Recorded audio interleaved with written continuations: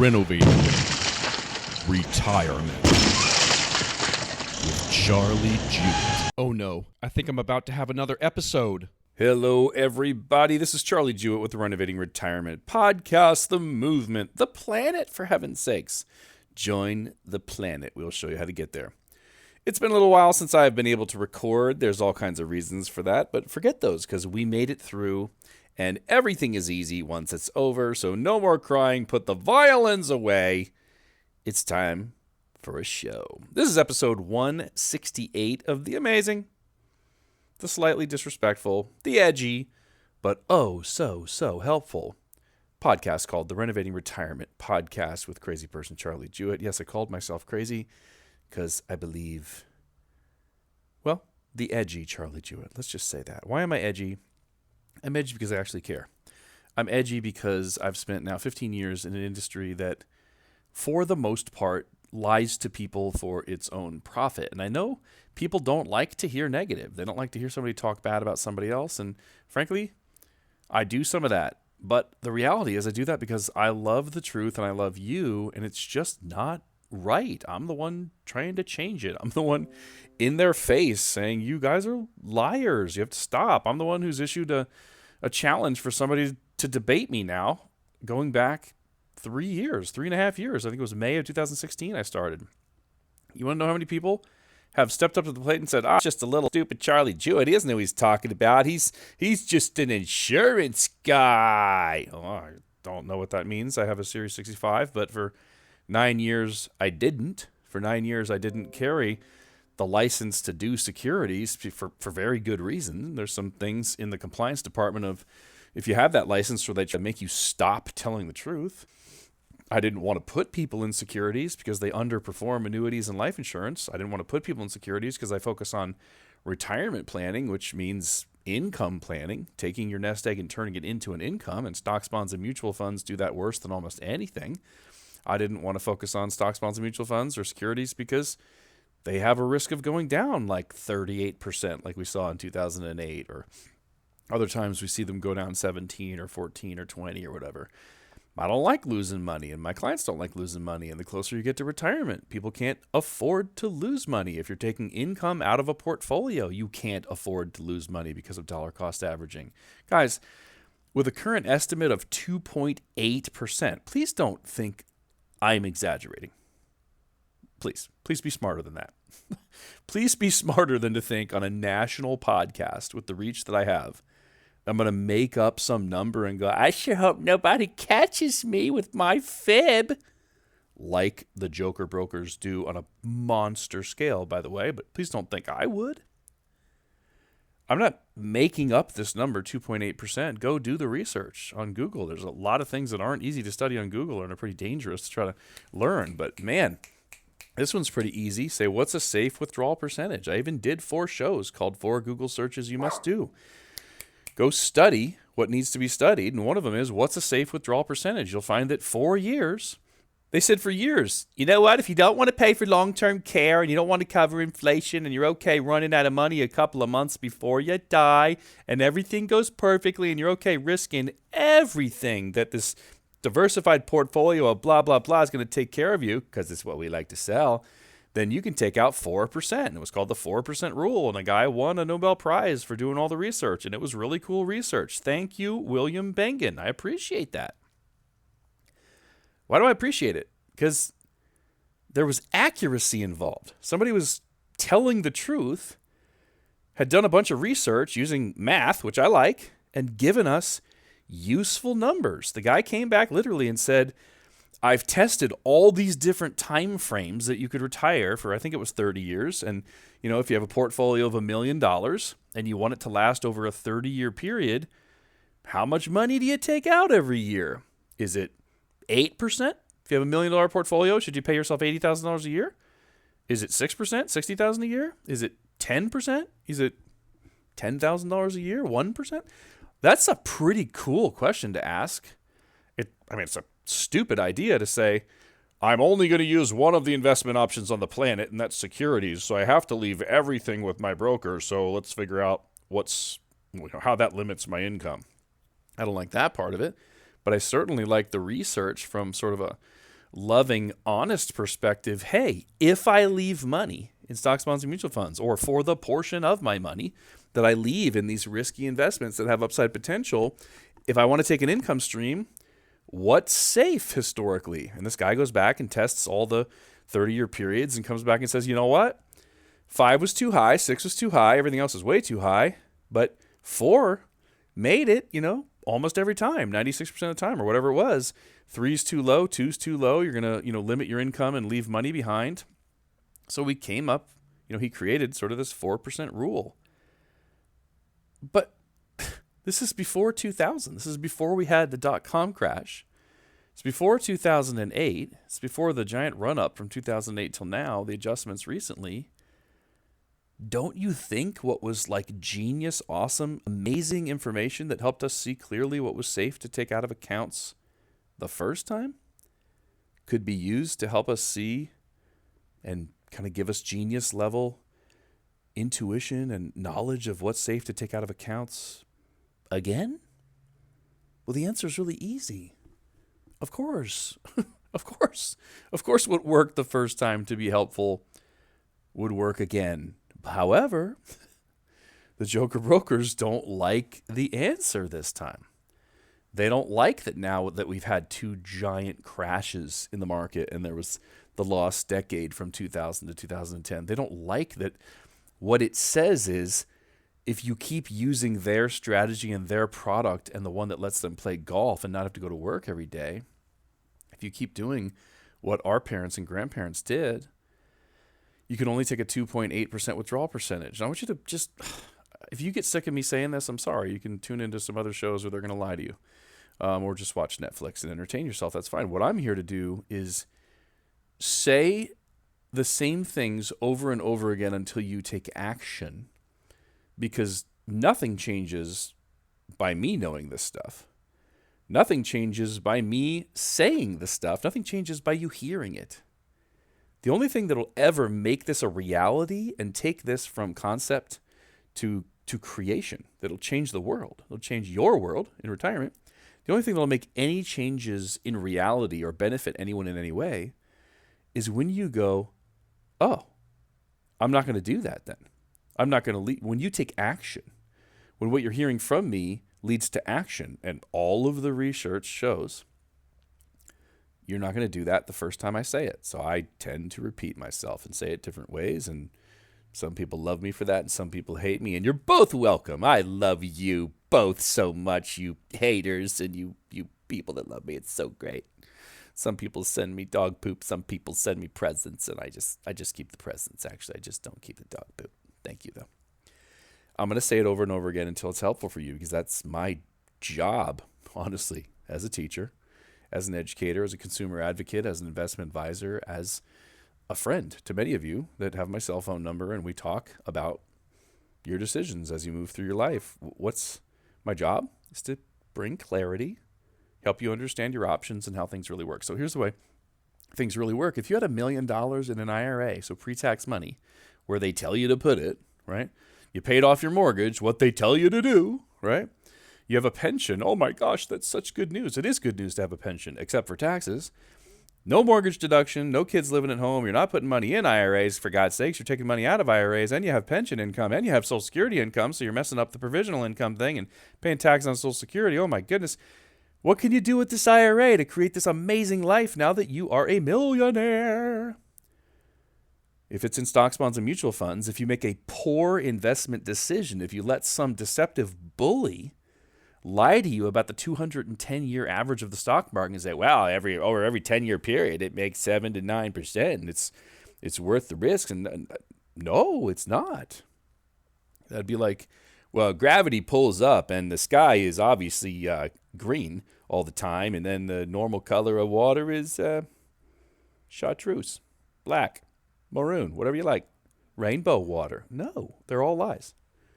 2 plus 2 isn't 5. And the market does not make 7 to 9%. Many of you know honest financial advisors have had a battle with Dave Ramsey for, 20, 30 years because he lies about the market and says it makes 12%. Now, I think Dave Ramsey has some amazing teachings on debt. I think Dave Ramsey has a great style to his teaching.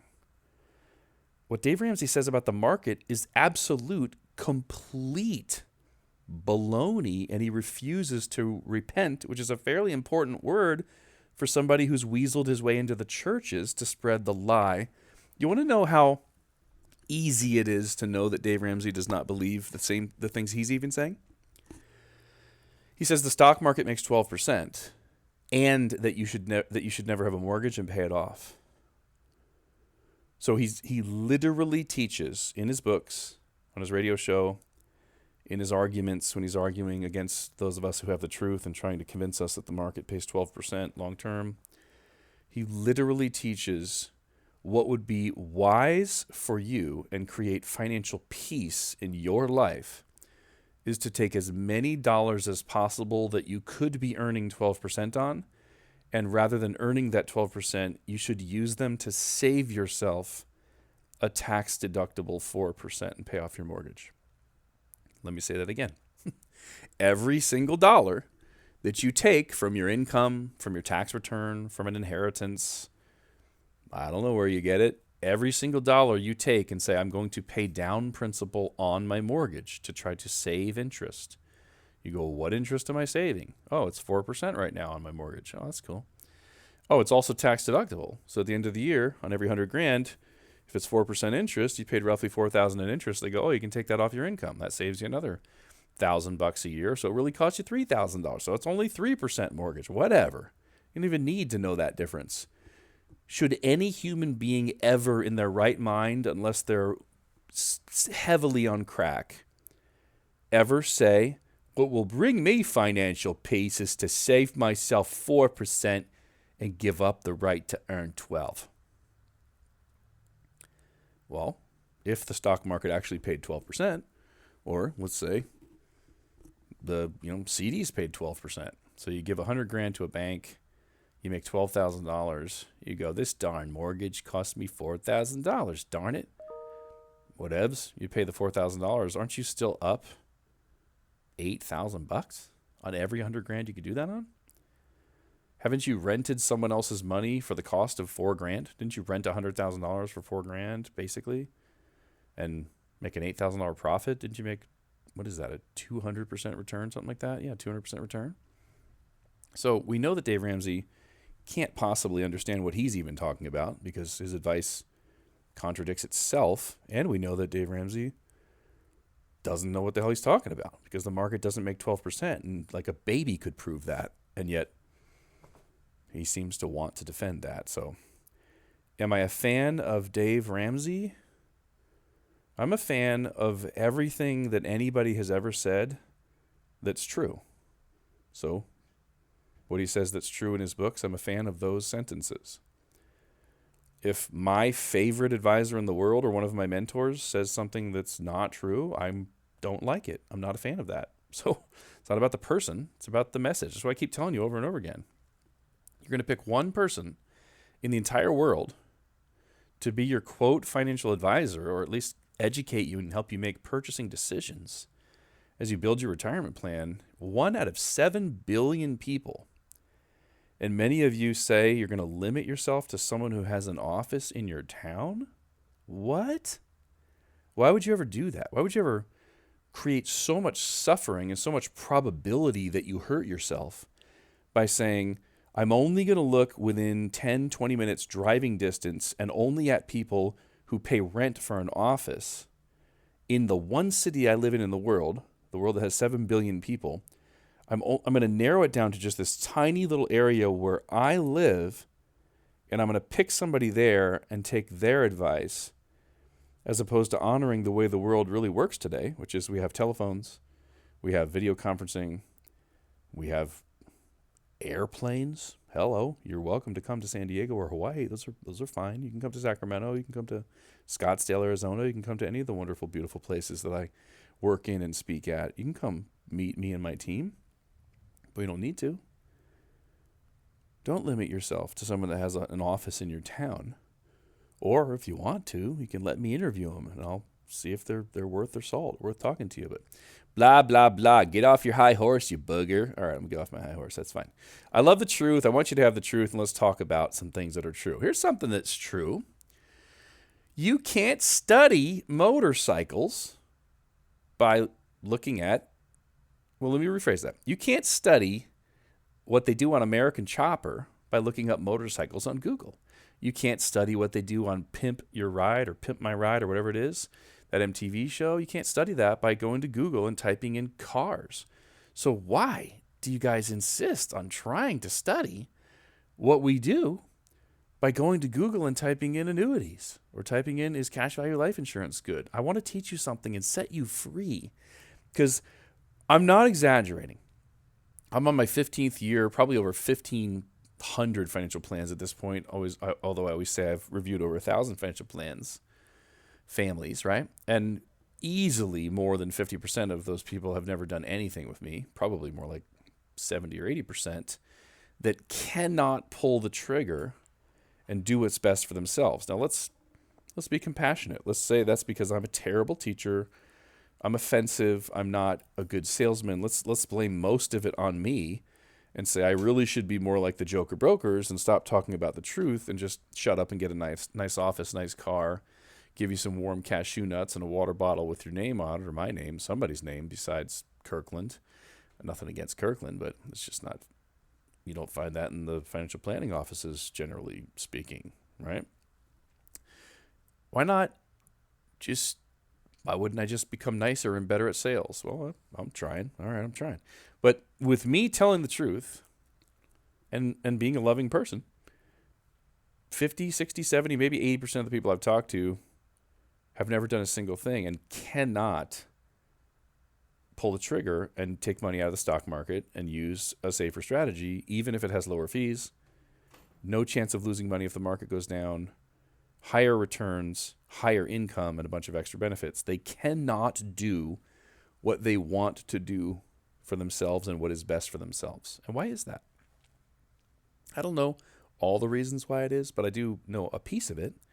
And that is because people don't like to make decisions based on truth. They like to make decisions based on what's called social proof. They like to go see what other people are doing. And so they go to the internet and they try to find information about it. So a confused person goes to Google and gets more confused and then gets paralyzed and does nothing.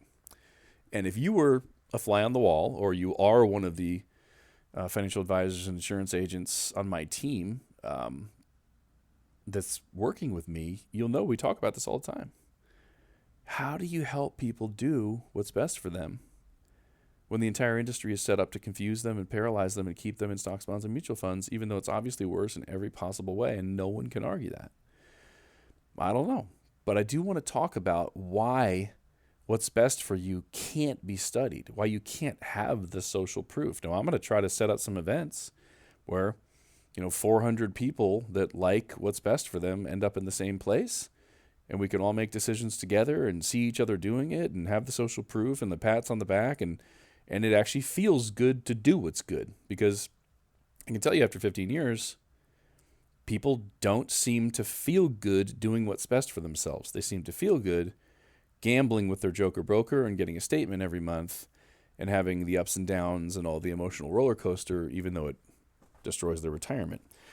And as a great, loving person, just like you put a pill inside of some peanut butter and give it to your dog, I'm constantly working with my team and marketing professionals trying to say, how do we tell the truth and make this comfortable for people to do for themselves? Because every person that says no goes off and they're hurt for the rest of their life. They have less of a retirement than they could have. So this matters to me. So I want to talk about custom bikes, custom cars, and custom homes. Well, no, that's not it. Custom bikes, what the heck did I call this thing? Custom bikes, custom homes, and custom retirement plans. The cars I'm throwing in as an extra bonus, no charge.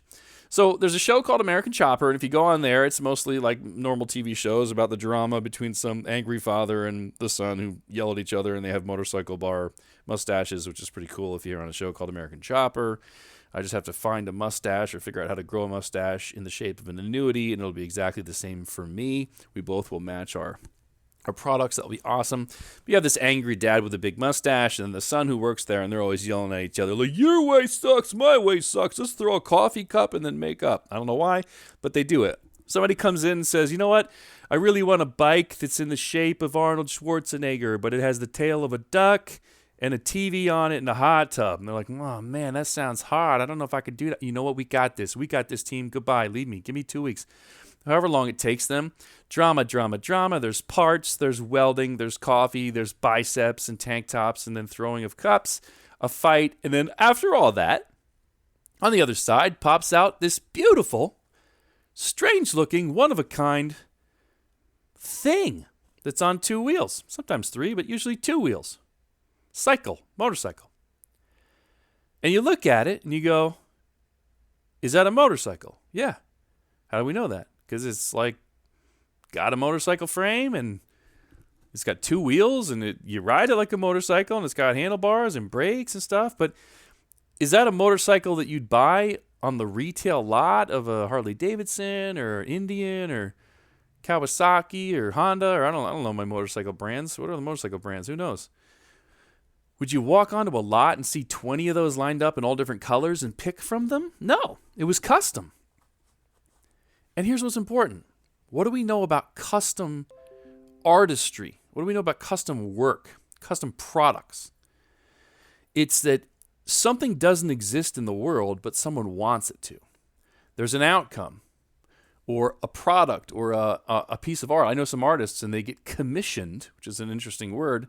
They get commissioned to do one-of-a-kind pieces for somebody. You know what? We have this hallway.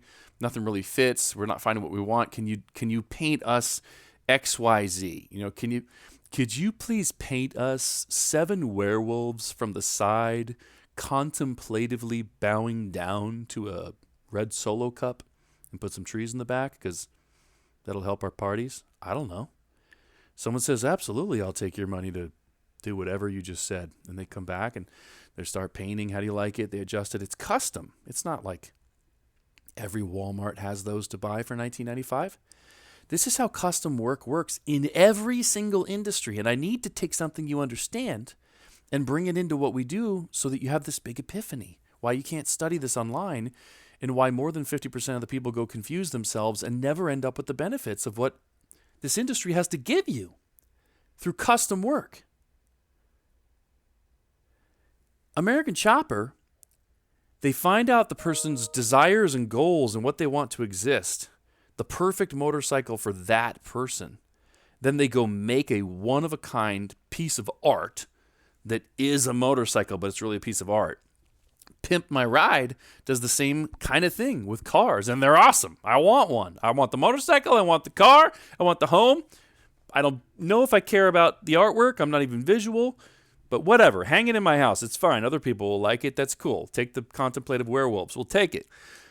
Custom stuff is awesome and tends to be honored and valued more than non-custom stuff like track homes or standard stamp art. It just pops out of a retail store or whatever it is. But the point I'm making is you can't take any of the choppers on American Chopper and learn anything about them by going to Google and saying, our motorcycle's good. You can't know anything about the cars on Pimp My Ride and learn about them by going to Google and saying, is an automobile a good choice? You can't. It's foolishness. I just looked up something about custom homes. I was like, houses are kind of like this. There's track homes, right? And there's custom homes. So maybe I could draw an analogy and dig back to my time in real estate and all the realtors I currently work with and say maybe real estate has an analogy for us. And I was kind of trying to find, a custom home builder that I could use their name. And instead I found this article, right? Let's see what this thing's called. I think it's called 15 of the most expensive homes in the world for sale. So not the most expensive homes in the world, the most expensive homes in the world for sale. In case you and your wife were sitting over dinner going, you know what? This 12,000 square feet we're in feels tight as we eat this pizza. And we have so much money laying around. Why don't we go find a place that's 30,000 square feet so we can stretch out a little bit and get further away from each other? I don't know who buys these homes. But the 15th home on the list. So the cheapest one on the list was $95 million. And it's awesome. So I went down to number one. And it's not just called number one, it's called The One. Bel Air, California. $500 million. $500 million. Now remember, you could afford a home like this if you won the lottery or some, I don't know, rich uncle owned a bunch of oil somewhere and died and left it to you. You might get the $500 million and go, I'm going to buy that house, but you still have to service the taxes, the property taxes on the thing, and the water to keep it looking green. If you look at the picture, it's pretty green.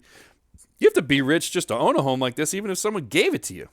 Like, this is rich, rich, rich, rich, rich. Richie Rich. Remember that commercial? Remember that show? Richie Rich? Actually, there's a person in my life that I call Richie Rich. If you're listening to this, hi, Rich. Richie Rich, Rich. Maybe Rich lives here. $500 million house. Now, here's my question to you. Do you think this is a Kay Hovnanian track home and that the neighbors have the exact same house?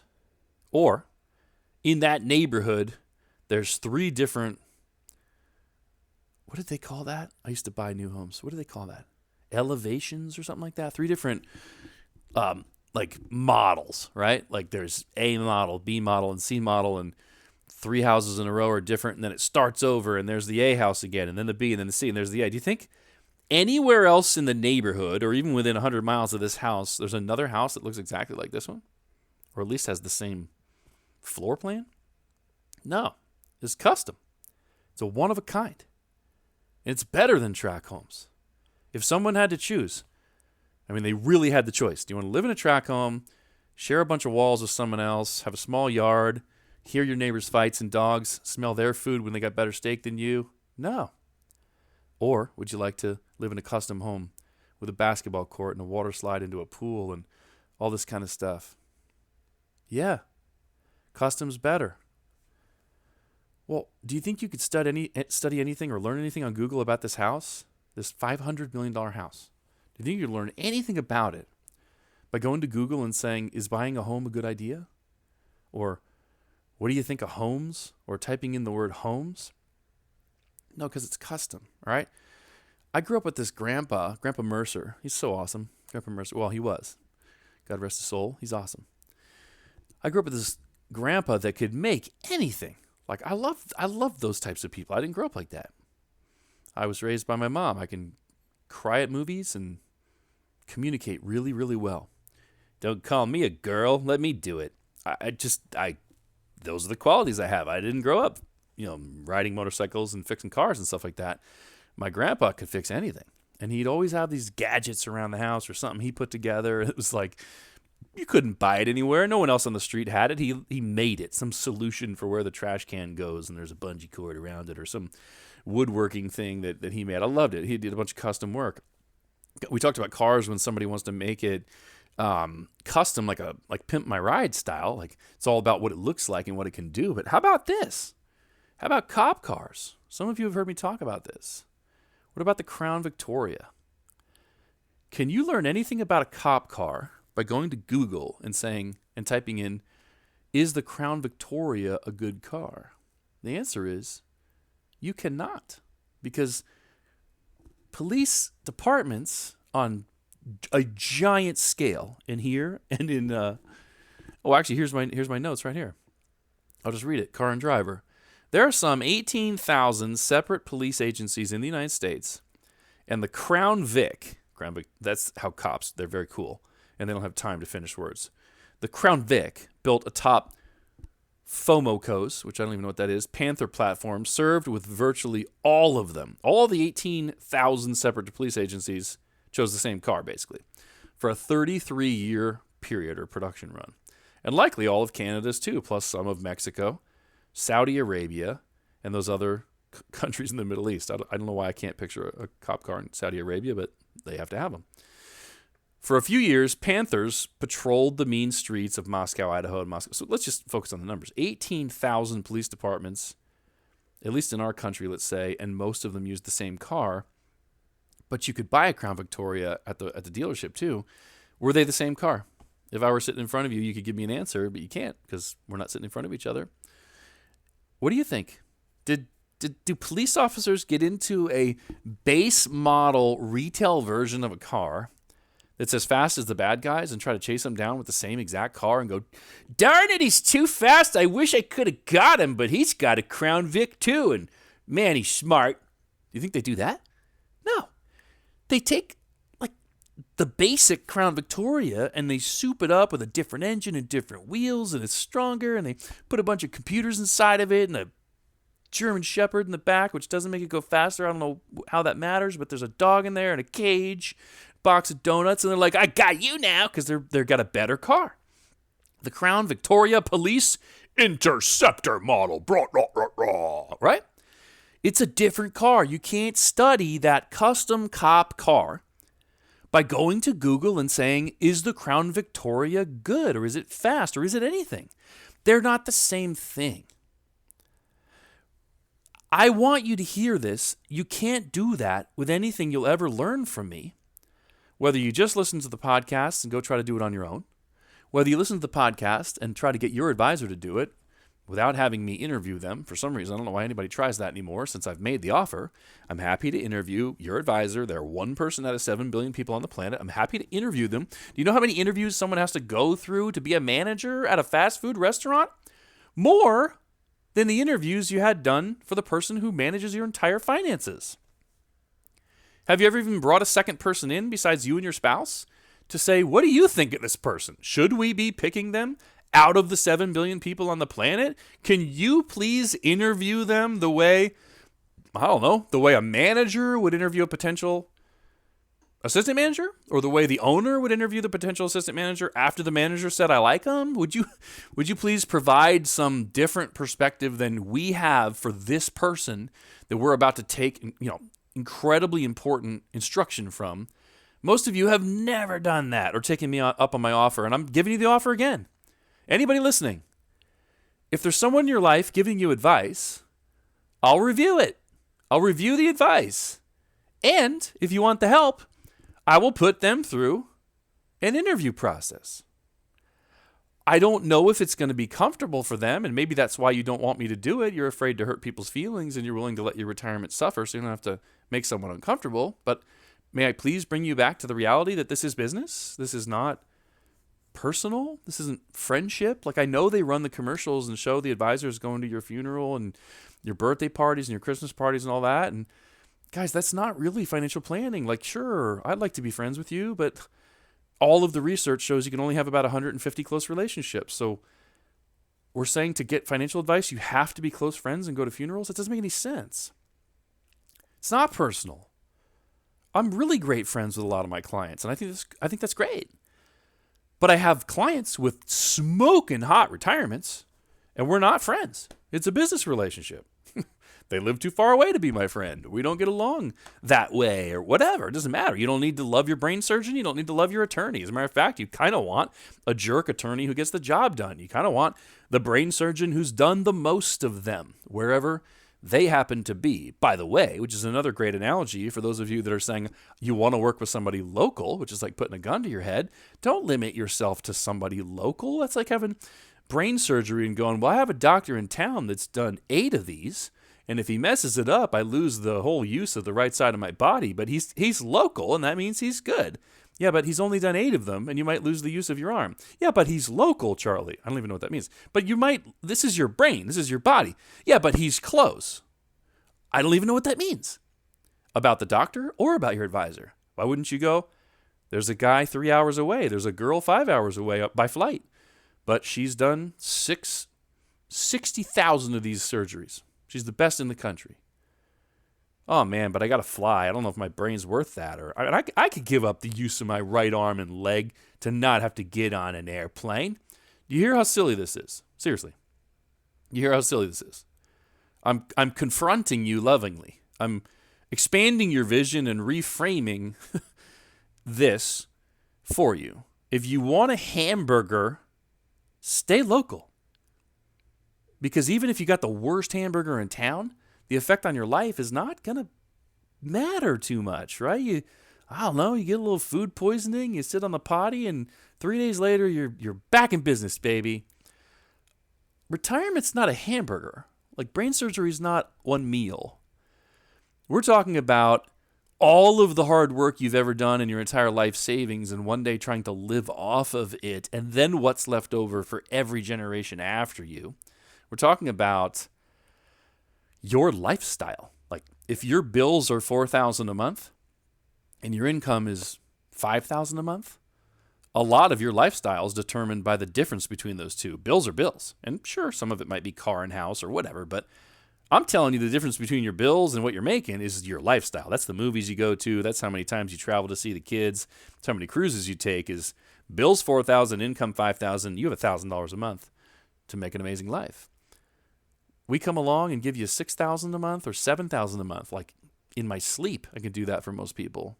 Increase their income from $5,000 to $6,000 or $7,000 if they were trying to use inferior strategies and inferior advisors that don't tell the truth. This is easy. I mean, it's not even, guys, it's easy. Almost every single person listening, I could snap my fingers and give you a better retirement plan if you could break free of the stock market trance and break free of the need to stay local and hurt yourself or limit yourself. Charlie, be nice. Listen, I'm smacking my hand. Be nice, Charlie. You love these people. Be nice now.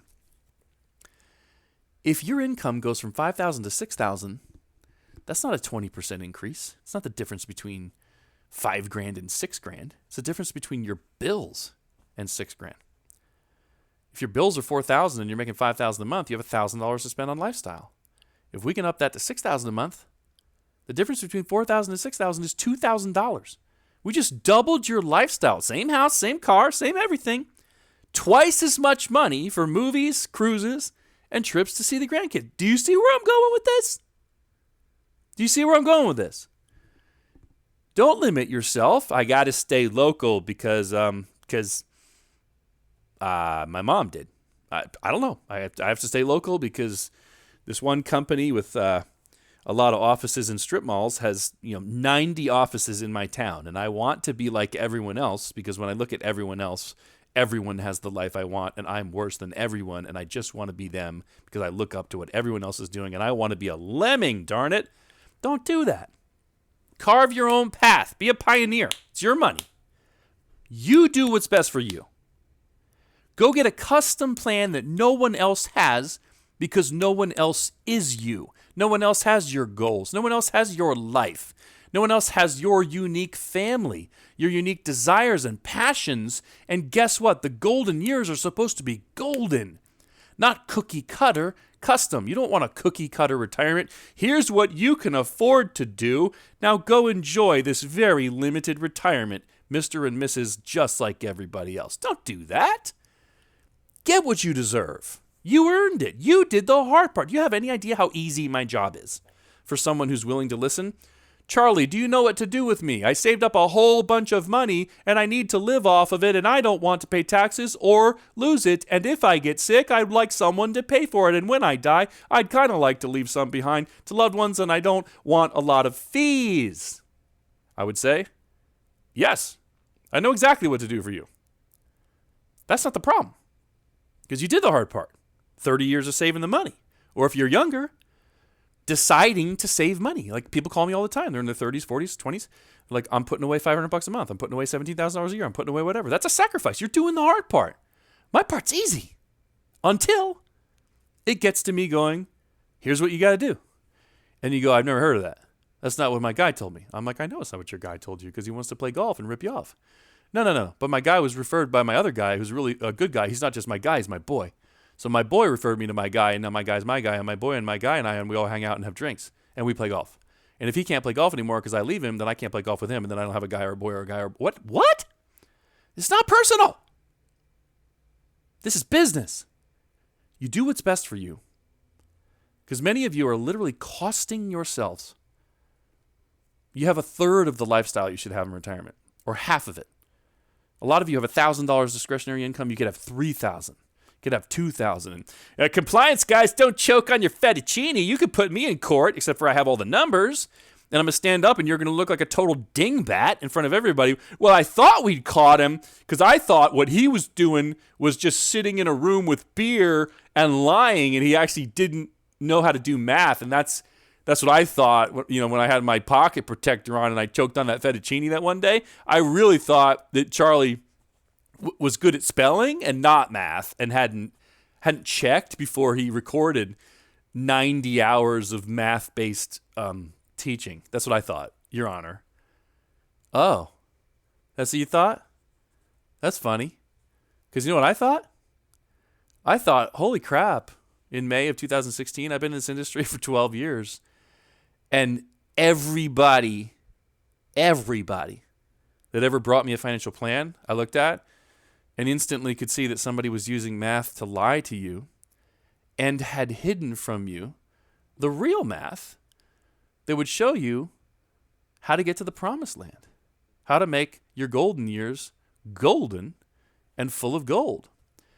And so what I thought, it's crazy me, I thought like if I started this podcast and said, hey guys, 2 + 2 is 4 and it's not 5, and you just brought me a financial plan where your guy said it was 5 or your girl said it was 5, and the good news is it's 2 + 2 is 4, and the truth will set you free. And actually, we can do some tweaking on this so it's not even 2 + 2 anymore. For you, it can be 4 + 4 is 8. You end up with 8 instead of 5, but the math is accurate, and this is really, really good news. And so I went and did all the math, Your Honor, and Mr. Fettuccini.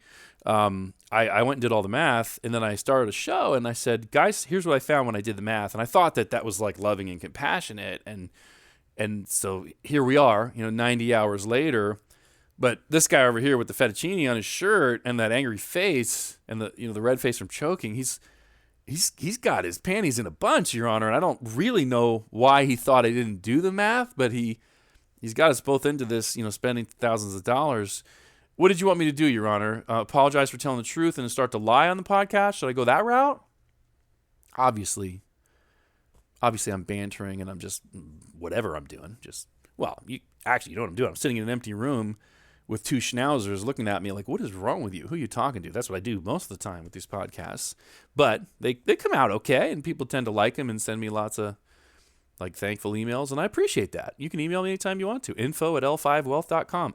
info at L the letter 5 the number wealth.com, which any person who ever types that into their database when they read it back to me says charlie.jewett@i5wealth.com, because I didn't think about it, and the way people type in L looks like an I. Never mind. Shut up. Stop ranting. Let's get back to it. My point is this, and I'll close. You can have the most amazing motorcycle in the world if you have somebody build it custom. You can have the most amazing car in the world. It fits your body perfectly. Responds. You ever get in a car and you don't like the gas pedal? My friend in high school, his mom had this Volvo where you had to press down 7 times harder than any other car I've ever been in. It felt like the gas pedal was fighting you. It was worse than the brakes just to make the car move. I'm like, I hate this. You can have a car built where everything's exactly the way you want. It's custom. It remembers where you want the seat and the mirrors, and you get in, and it goes, I love you, and it adjusts for you, and then the bun warmers turn on, and your butt is warm, and it's like, yes, I am loved, and there is a God. You can have that car. They just don't have it on the dealership. You have to pay somebody to make it for you. You can have that home like I've always wanted. 4 or 5 stories with a slide from the top to the kitchen, because why would I want to burn calories going downstairs to eat? I really need an elevator to get me back up so I don't have to burn a calorie, but the stairs are good for you. Why not have a water slide in the backyard and a crazy pool with a waterfall and a hot tub behind it, or some tunnel into the house? Wave to the dolphins on the way by when you swim under the wall. Don't tell the bad guys. Into your living room from outside. Why not have a custom house with a fireman's pole? Doesn't that sound cool? Someone never grew up at 47. You child. Sorry, that's me. You can have that home. But it's not available from the track home sales you see driving by on the streets. You got to have it custom built. That's the good news. You can have a private chef. You don't have to have a TV dinner that's already been made for you. You can have a private chef. I went to a restaurant in Honolulu that has no menu. You walk in and this weird dude walks up because he's an artist, and artists are weird. I'm one of them. You walk up and he goes, what do you normally eat at a Thai restaurant? I don't know. I kind of like chicken satay or satay or however you say it. And I like Masaman, which may not even be Thai. I think it's more Indian, but Thai restaurants. Sorry, my alarm keeps going off telling me I have to do what I have to do next, but I don't want to because I'm enjoying myself. You just say, I don't know, I kind of like curries and peanut in there somewhere, and then I like that weird soup you guys make that doesn't taste like anything American. Like, I don't even know if Campbell's has ever seen your soup, but it's got milk in it or something, coconut this and coconut that, or lemon. What white dude's ever heard of lemongrass? It tastes incredible, but I don't think they had that in the deep woods of Pennsylvania where I grew up, because we didn't really have hoagies with scrapple and lemongrass on them. We didn't have that, right? Grinders. No lemongrass grinders in PA, baby. But they found it in Thailand. I like that soup. And he goes, I know what you need. And the guy runs away. Scary. Then just starts cooking, bringing food. Custom. People love that restaurant. Love it. It's an amazing experience. But it's custom. It's not a TV dinner. You can have everything you want in every area of life if you have it custom made for you. But you can't study what you're going to get on Google by searching for the track factory cookie cutter versions of it. So my message to you, and then I'm going to shut up, I promise. Give yourself permission to feel the desire to go get social proof. You want a bunch of other people to tell you it's okay on the internet before you make your decision. I understand that. Look at it. Honor it. Don't make it 100% you. Call that a part of you. There's a part of me that would be more comfortable if 650,000 people that I know and love had already done this and were patting me on the back, cheering as I signed the paperwork, saying, yes, go annuities. That would make me more comfortable. There's a part of me that wants that. However, if I can't have that, what I'll do is trust myself and tell the artist what I want. And when they create it custom for me, and it's exactly what I want, but it's different than what my neighbor has, and it's different than what my mom did, and it's different than what everybody else does, and I can't study it online, and that makes me a little bit uncomfortable. What I'm going to do is I'm going to trust myself to say, but I know what I wanted. And of course everybody's not doing this because it's one of a kind, and because it's unique, and because it doesn't pay the advisor very well. But it's what I want. And give yourself permission to have what you want, because the best retirement plans on the planet are going to involve annuities, cash value life insurance, land contracts, some real estate strategies, whatever it is. Maybe there's even stocks, bonds, and mutual funds in there. Oh my gosh, Charlie said that. What? Of course. It's one of the tools. It just shouldn't be the tool giving you your income. They're going to involve annuities and insurance contracts that are designed in such a way that you cannot get any information on them from your friends, from your advisor, from your CPA, from your smart family member, from your anybody, and you certainly can't get it from the internet. And that's not bad, because that is how everything custom works. Other than that, I don't have any strong opinions on the subject. Drop the mic. I hope it was helpful. Awesome sauce. I haven't said that in a long time. It didn't even fit. It was out of context. But what is better than an out of context awesome sauce when it's taken me 2.5 months to do the episode? Hope you enjoyed it. Love you guys. Get in touch. info@l5wealth.com. INFO at L the letter 5 the number wealth the word.com. Charlie Jewett. Peace out. Renovating retirement with Charlie Jewett. But that's all, folks.